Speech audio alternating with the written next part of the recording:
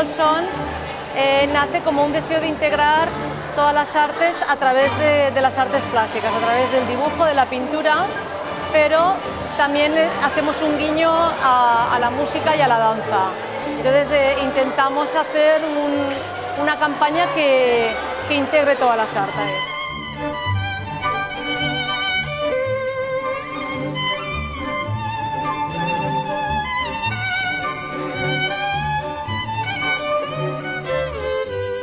Yo participo en un tango, entonces buscamos como buscar un vestuario, los pasos, y también hay cosas de danza clásica, incluso danza moderna o contemporánea.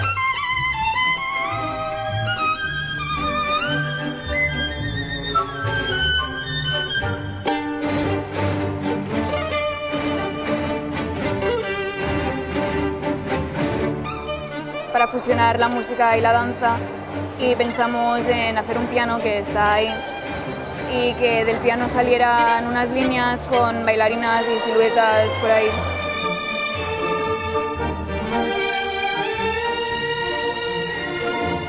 Y he intentado hacer como unas ondas, como una explosión de colores, y luego me he centrado en las figuras de bailarines.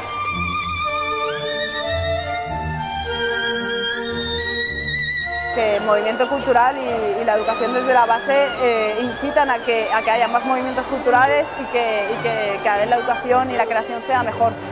Y me parece imprescindible, por eso yo creo que iniciativas como New Salson, que además aunan música e ilustración, que es algo que de nuestra vida cotidiana, son iniciativas que deberían darse más a menudo y que deberían continuar en el tiempo, porque la educación es imprescindible.